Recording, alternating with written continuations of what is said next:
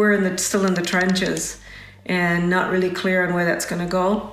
The things I'm seeing in the hospital, this is really no joke, and I've never seen anything like it. Right now, I have so much to offer them, but you don't know how it's going to be in the next 2-3 weeks. In the last couple of weeks, the number of coronavirus patients has increased exponentially to now over 400,000 confirmed cases in the United States. We contacted physicians in Illinois, New York, and California to hear their perspectives. But since things are evolving so quickly, we spoke to them over the course of 3 days. Here are their diaries. This is day number 1. This is day 1.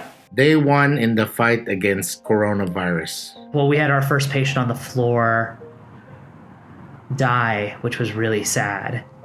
It's tough what we're going through. That interaction with, the doctor who was taking care of that patient, and, he just kind of looked at me incredulous, and he's just like, I knew it was possible that was going to happen, but it just happened so fast. There isn't necessarily set protocols because no one knows how to deal with a pandemic. So we're really figuring a lot of stuff out on the fly. Patients today had mostly routine chronic medical issues. Luckily, today was not like 3 days ago when we had our first highly suspected COVID-19 patient. The greatest challenge was seeing these 2 patients. One of them was a sickly 64-year-old female, and the other one was a 26-year-old young gentleman. Both of them had similar symptoms. They were a little tough to manage just because we were understaffed today, not too many people showed up. We're still in the trenches and not really clear on where that's going to go. We evolve day to day. We evolve hour to hour. It's been such a challenge to keep up with the ever-changing recommendations and even sometimes confusion and conflicting recommendations. We're just not resourced appropriately for something like this. And right now, it's definitely been an uphill battle. You see a lot of people who cough a lot. And this 26-year-old was coughing quite a bit. I had about 2 gallons. Each time I went to see him, I went to see him 4 times. So you're about 8 gallons. You've got about 8 masks. Got 8 pairs of gloves. It's very easy to run out all this equipment that you have, whether it's masks, whether it's ventilators, and whether it's nasal cannulas to give them oxygen. I think the next challenge we're going to address is the surge that's going to be coming in the next couple of days. One of the biggest challenges is trying to calm yourself when patients come in, because almost everyone is nervous. You're the captain of the ship, so to speak, so you have to really have your whole composure there. You have to really be not get nervous at all. The one word that seemed to resonate and seemed to be commonly expressed by most of our team was abandonment, neglect, isolation. The rates of deaths are going to increase. We know that. We know that from Seattle. Getting prepared for that is a little scary because we're not really quite sure how much equipment we have. Right now, I have so much to offer them, but you don't know how it's going to be in the next 2-3 weeks. So when you think about that, it's a little depressing. We're rationing our tests, so that means that they're not enough. What I have heard from just the phone conversations with health state officials is that the labs just can't keep up with the testing demand. We really need to emphasize social distancing just because we have to limit the spread. Be smart and recognize that this is now a public health issue and we need to act collectively. This is day 2. There's been a surge for our city of COVID cases with some mortalities too, some people who died from it. We continue to fight the fight here in the trenches. The ICUs are getting really full. Initially, we had put all the patients who were very severe in the cardiac ICU, but now that's completely full.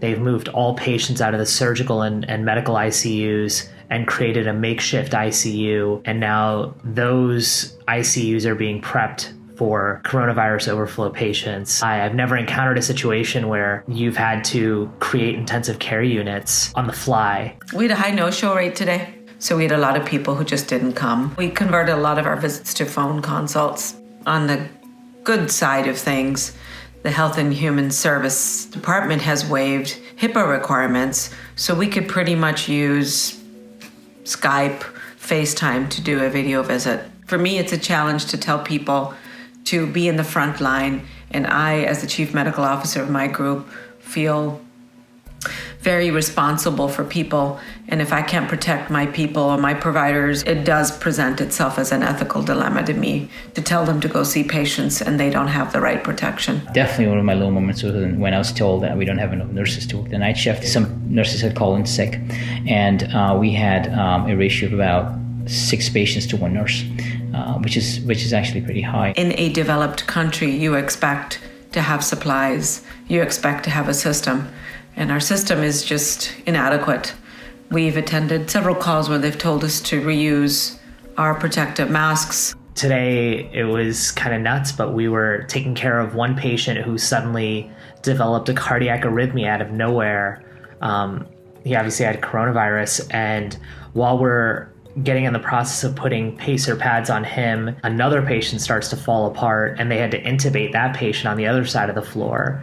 And you're just kind of looking like, how many shoes can drop all at once? We've got to find other ways to work better and smarter and reconfigure how we're doing care so that we're not burning ourselves out too quickly. And we've got to be able to sustain the system. You know, the ER is doing a better job of admitting only patients who there's a lot of concern, but just the numbers keep growing. We have to really protect ourselves. I think my anxiety and stress level rises when I go to see patients. The things I'm seeing in the hospital, this is really no joke, and I've never seen anything like it. We really need to spend some time and learn from countries where they've managed to rapidly control and corral the virus and the spread, and pushing back a little bit on the expectations of healthcare providers and clinical support staff. I think we need to speak up. I think we need to find ways where we get resources as a developed country would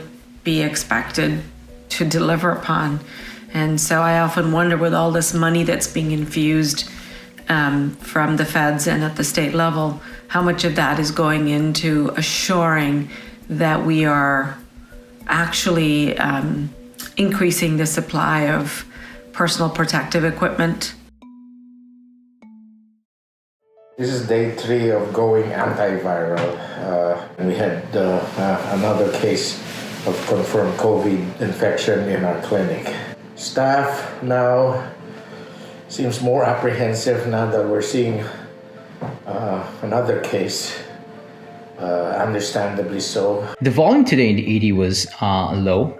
This is partly because of the stay-at-home order that was issued by the governor about 2 days ago. So people stayed at home. What it did for us was give us more time to recuperate, arrange for things, arrange our isolation rooms, get more equipment in. Many of us feel very scrambled because everything is changing constantly. Can't keep up with the guidelines, can't keep up with the confusion around doing phone consults, can't keep up with the constantly changing testing. Every minute was accounted for. Every minute was talking to people. Every single minute. You know, not even a chance to go to the bathroom. The greatest challenge of today was keeping providers motivated to stay in place and not panic.